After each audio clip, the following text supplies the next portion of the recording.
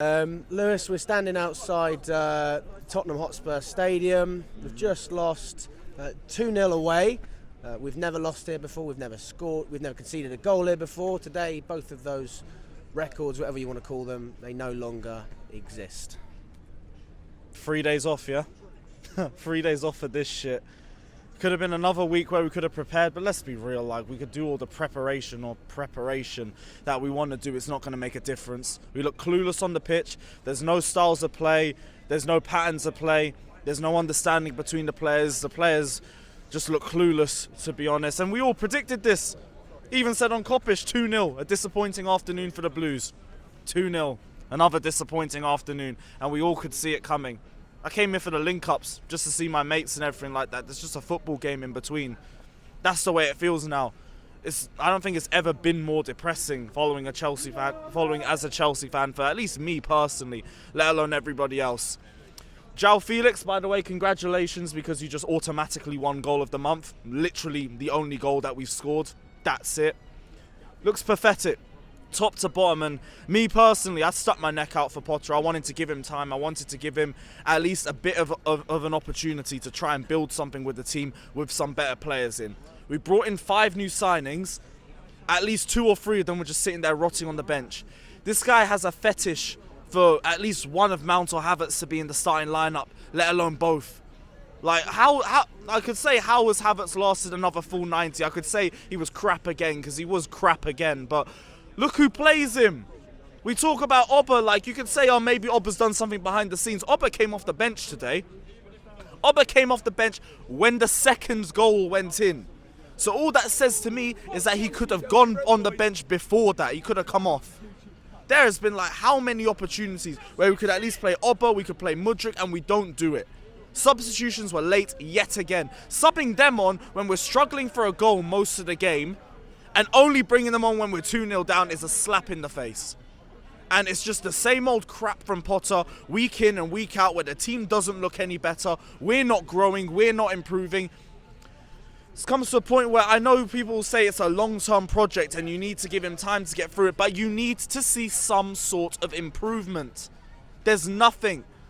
We're not getting better in the midfield, we're not getting better offensively. We barely look like we're creating any chances. Potter looks clueless on the touchline. It's easy for them. Fucking Fraser Forster, one of the worst Spurs goalkeepers of the modern era, has just got a clean sheet against us. Fucking Oliver Skip with his first ever goal for Tottenham against us. We are a joke. Top to bottom, we already knew we were going to lose this game, and that's the worst part. That's literally it.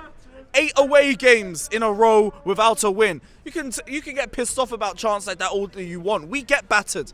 Everywhere we go, we get battered. It's the chant, it's life. That's life. It'll be the same thing Potter says. I don't even want to hear what the post-match press conference is going to be. He's probably going to say that the boys gave everything. He's going to say that we did our best. It was a lucky shot from Skip and all of that. Whatever, because he knows his job is secure. This is where, like, I'm looking higher up than Potter. A decision needs to be made sooner rather than later with him. Oh, mate, I'm speechless. Usually I'd have a question straight off the back, but It's because we've seen this every week. We're out of questions. We're out of talking points over this. Like, even you could look at the players and say we couldn't create anything. We looked very lethargic. Felix looked poor. Havertz looked poor. Sterling, to be honest, was our only decent forward. and he still took him off. Yeah, and he took him off before he took the likes of a Felix or a Havertz off. Everything Potter says, everything he does, it looks clueless. It makes no sense to any of us. He's lost any support from the fan base. He's lost support everywhere. Even the players don't look like they're playing for him anymore. Everything around Chelsea Football Club right now looks depressing as fuck, and I don't know how it's going to change, because Potter doesn't make the changes himself. He will constantly play Havertz up top. Fofana was actually doing well for us against Southampton. He was probably our only good forward in the first half. He took him off at half-time. He didn't start him in this game. He played Havertz up top again because he was good off the bench. I fucking knew after that bench appearance he was going to do it. Havertz has shown me that he's decent off the bench. I will give him that. Stop starting this guy.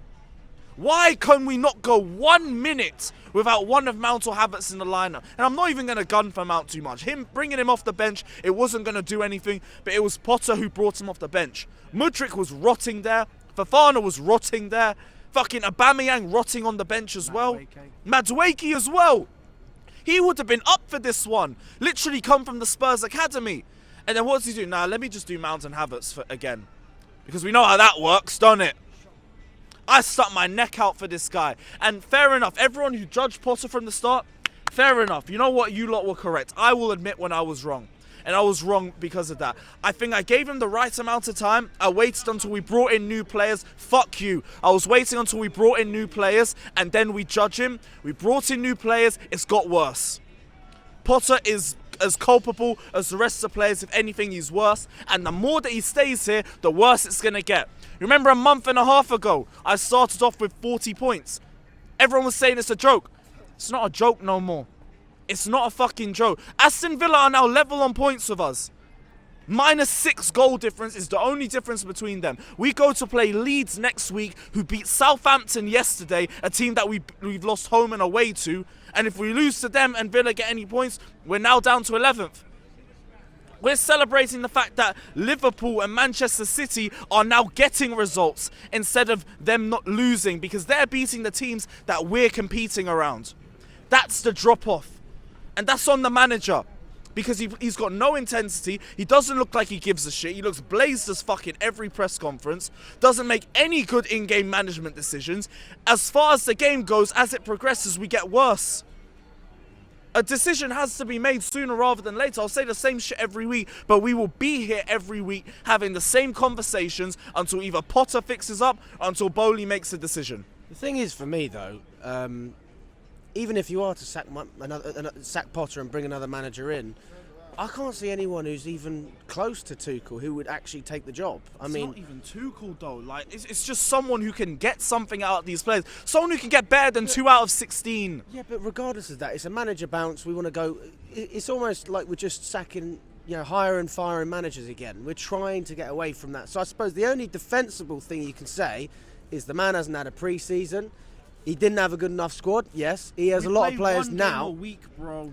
There's enough time, and we took 3 days off. After losing to Southampton, we took 3 days. We can't talk about that, bro. If it was like the first half of the season where we're playing games every 3 days and we can't actually focus on building a style of play because we have to prepare for the opposition, fair enough. We play 1 game a week. After the Southampton game, he took 2 days off. The squad took 2 days off. We had a half day of training on Thursday, on the back of losing to the team in 20th. That is on the manager. Game after game, we have no midweek fixture and we don't improve.